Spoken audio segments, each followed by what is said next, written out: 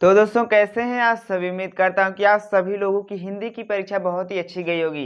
देखिए अगर दोस्तों अच्छी नहीं भी गई तो आपको टेंशन नहीं लेनी है। आपको करना यह है कि दोस्तों अगली परीक्षा की तैयारी और भी अच्छी तरह से करनी। जी हाँ दोस्तों, अगली परीक्षा देखिए 4 अप्रैल को होने वाली विज्ञान की। तो आपको दोस्तों विज्ञान की तैयारी और भी अच्छी तरह से करनी है, जिससे विज्ञान में दोस्तों जो हिंदी में आपने गलतियां की हैं आपको दोस्तों विज्ञान की परीक्षा में बिल्कुल भी नहीं करनी है। तो आज की इस वीडियो में हम लोग विज्ञान के मोस्ट इंपोर्टेंट क्वेश्चंस को करने वाले हैं, जिस तरह के सवाल दोस्तों आपसे परीक्षा में जरूर पूछाएंगे। चलिए दोस्तों, वीडियो में आगे बढ़ने से पहले अभी तक आपने चैनल को सब्सक्राइब नहीं किया है तो जल्दी सब्सक्राइब भी कर दीजिए। और देखिए इसी तरह से दोस्तों वीडियोस आती रहेंगी, मोस्ट इंपोर्टेंट क्वेश्चंस को हम करते रहेंगे जब तक परीक्षा समाप्त नहीं हो जाती। तो चलिए दोस्तों वीडियो को शुरू करते हैं। देखिए सबसे पहला चैप्टर दोस्तों जो होने वाला है, सभी चैप्टर्स के मोस्ट इंपोर्टेंट क्वेश्चन हम करने वाले हैं।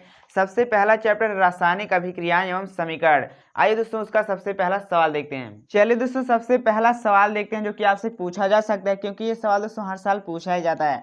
यहाँ पर देखिए लिखा गया दोस्तों अति लघु उत्तरीय प्रश्न, यानी कि ये सवाल दोस्तों आपसे 2 नंबर में पूछे जा सकते हैं, 2 नंबर से ज्यादा में नहीं पूछाएंगे। सबसे पहला सवाल लिखा गया कि रासायनिक समीकरण में अभिकारक तथा उत्पाद किस प्रकार लिखे जाते हैं। देखो दोस्तों सवाल के साथ साथ यहाँ पर उत्तर भी लिखा गया है, तो ठीक इसी तरह से आपको दोस्तों उत्तर लिखकर अपने नंबर जो है पक्के कर लेने हैं। लेकिन दोस्तों जिस तरह से लिखा गया आपको यही नहीं उतार देना, आपको सबसे पहले समझना होगा सवाल पूछा क्या जा रहा है, फिर दोस्तों आप बनाकर भी लिख सकते हैं। जैसे कि लिखा गया कि रासायनिक समीकरण में अभिकारक बाईं ओर लिखे जाते हैं। किसी भी रासायनिक समीकरण में जो दोस्तों अभिकारक होते हैं जो कि उसमें हिस्सा लेते हैं उन्हें हम बाईं ओर लिखते हैं। अब हम उदाहरण की मदद से भी समझेंगे। एक से अधिक अभिकारक होने पर इनके मध्य प्लस का चिन्ह लगाया जाता है। अगर दोस्तों अभिकारक एक से ज्यादा होंगे तो इनके बीच प्लस का चिन्ह जो है लगाया जाता है। उत्पादों को समीकरण को दाईं ओर लिखा जाता है। जो दोस्तों उत्पाद आते हैं जो कि हमें मिलते हैं समीकरण के बाद दोस्तों जब कोई रासायनिक अभिक्रिया होती है जो दोस्तों हमें प्राप्त हो सा उसे बाईं ओर यानी कि दाईं ओर लिखा जाता है। उसी के साथ साथ इनके मध्य भी प्लस का चिन्ह लगा दिया जाता है अगर दोस्तों एक से ज्यादा होंगे तो। अभिकारकों तथा उत्पादों के मध्य एक तीर लगाया जाता है। यहाँ पर दोस्तों आप देख सकते हैं इस तरह से एक तीर भी लगाई जाती है जो कि हमें दर्शाता है कि दोस्तों उत्पाद हमें किस तरफ मिला हुआ है। आप यहाँ देखिए लिखा गया कि जिसकी दिशा उत्पादों की ओर होती है। यहाँ देखिए दोस्तों उत्पाद है ये, तो इसकी दिशा तीर की दिशा कहाँ पर होगी, उत्पाद की ओर। यह तीर अभिक्रिया की दिशा का बोध कराता है। ये तीर हमें बताता है कि अभिक्रिया जो है कैसे हुई है। जैसे कि उदाहरण दोस्तों यहाँ पर दिया गया है। यहाँ पर दोस्तों जो है मैग्नीशियम जो ऑक्सीजन के साथ मिला तो क्या दोस्तों बना, MgO बन गया, यानी कि मैग्नीशियम ऑक्साइड बन गया। ये दोस्तों अभिकारक होंगे, अभिकारक के बीच में दोस्तों प्लस का चिन्ह लगाया गया क्योंकि एक से ज्यादा है। उसी के साथ साथ यहाँ पर तीर लगाई गई है और दोस्तों हमारा उत्पाद क्या मिला है, मैग्नीशियम ऑक्साइड मिल चुका है। तो इस तरह से आपको सबसे पहला सवाल दोस्तों याद हो चुका होगा। चलिए देखते हैं अगला सवाल।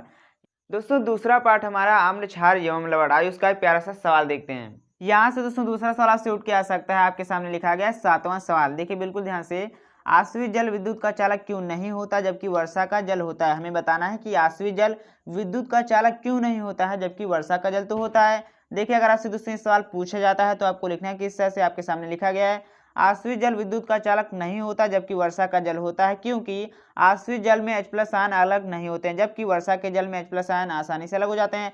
अब दोस्तों इन H+ आयन का काम क्या होता है, यही H+ आयन ही विद्युत का चालन करते हैं। तो अगर दोस्तों सवाल पूछा जाएगा आपको उसे रट लेना है, समझ लेना है। चलिए देखते हैं अगला सवाल। दोस्तों आइए धातु एवं आधातु चैप्टर का भी एक बहुत ही प्यारा सवाल कर लेते हैं, जिस तरह के सवाल आपसे जरूर पूछे जा सकते हैं। दोस्तों आपके सामने एक बहुत ही प्यारा बहुत ही अच्छा सवाल आ चुका है। इस तरह के सवाल हर साल पूछे जाते हैं तो आपको दोस्तों ऐसे सवालों को रट लेना है। जैसे कि लिखा गया कि ऐसी धातु का उदाहरण दीजिए जो, सबसे पहला सवाल। इसी सवाल के अंदर बहुत सारे सवाल हैं। जैसे कि सबसे पहला लिखा गया कि ऐसी धातु का उदाहरण दीजिए जो कमरे के ताप पर द्रव होती है। इसका सही उत्तर दोस्तों क्या हो जाएगा, आप यहाँ पर देख सकते हैं पारा यानी कि मरकरी। दूसरा सवाल पूछा गया है कि चाकू से आसानी से काटी जा सकती है, तो सोडियम हो जाएगा। उष्मा की सबसे अच्छी चालक होती है कौन दोस्तों, चांदी यानी कि सिल्वर। चौथा पूछा गया है कि उष्मा की कुचालक होती है, यानी कि दोस्तों उसमें उष्मा नहीं जा सकती, तो क्या हो जाएगा, सीसा यानी कि लेड हो जाएगा। इसका दोस्तों सिंबल आपको उसको दर्शाते किस तरह से, उसका सिंबल क्या होता है इसे आप जो है कमेंट बॉक्स में जरूर लिखिएगा। कार्बन एवं उसके यौगिक पार्ट से दोस्तों जो सवाल हम करने वाले वो सवाल से जरूर पूछा जा सकता है, तो बिल्कुल ही ध्यान से आप देखिएगा। अगला सवाल यहाँ पर ये लिखा गया है कि पेंटेन के लिए आप कितने संरचनात्मक समूहों का चित्रण कर सकते हैं। देखिए दोस्तों इस सवाल जो उठ के आने वाला है तो आप इसे रट लीजिए।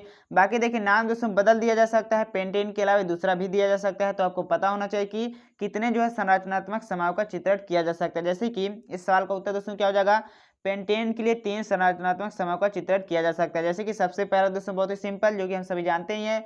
दूसरा दोस्तों आप यहाँ पर देख सकते हैं, दूसरा कुछ इस तरह से बनने वाला है। और तीसरा आप यहाँ पर दोस्तों देखिए, तीसरा जो हमारा तीसरा इस तरह से बनेगा। बाकी जो नाम दोस्तों होता है, नाम जो है बदल जाता है जब हम बनाते हैं तो।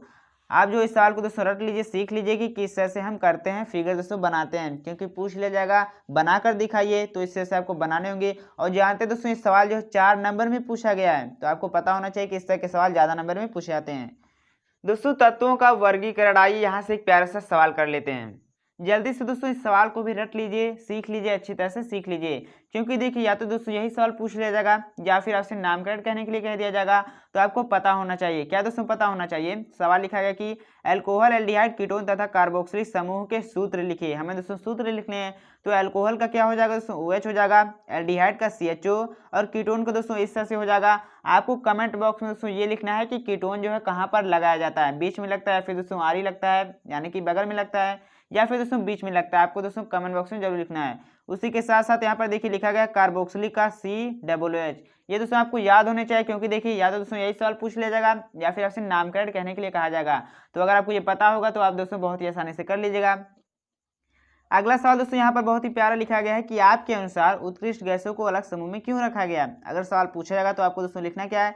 सबसे पहले तो आपको ये लिखना है कि अक्रिय उत्कृष्ट गैसों को अलग समूह में रखा गया क्योंकि सबसे पहला बिंदु, ये गैसें बहुत ही अक्रियाशील होती हैं एवं इनकी खोज बहुत बाद में हुई। ये दोस्तों जो गैसें होती हैं ना, आप यहाँ देख सकते हैं उत्कृष्ट गैसें बहुत ही अक्रियाशील होती हैं, किसी से क्रिया ही नहीं करती, उसी के साथ साथ बहुत बाद में खोज हुई, इसीलिए दोस्तों इसे जो है कोने में रख दिया गया। साथ साथ दूसरा बिंदु आपको ये लिखना है कि इन गैसों को एक नए समूह में बिना आवर्त सारणी को छेड़छाड़ किए हुए रखा गया। जो आवर्त सारणी उसे दोस्तों बिना छेड़े छाड़े इन गैसों को अपने अलग एक समूह में कोने रख दिया गया है। तो आपको इस तरह से लिख देना है। तो दोस्तों इस वीडियो में हमने कुछ सवाल किए और इसी तरह से हम सवालों को करते रहेंगे दोस्तों। मोस्ट इंपोर्टेंट क्वेश्चंस हम करते रहेंगे जब तक कि हमारी परीक्षा समाप्त नहीं हो जाती। तो आपको दोस्तों करना यह है कि चैनल को सब्सक्राइब करने के साथ साथ नोटिफिकेशन बेल को भी ऑल पे क्लिक कर दीजिएगा, जिससे नई वीडियो जैसे ही आए आप सभी लोगों को पता चल जाए।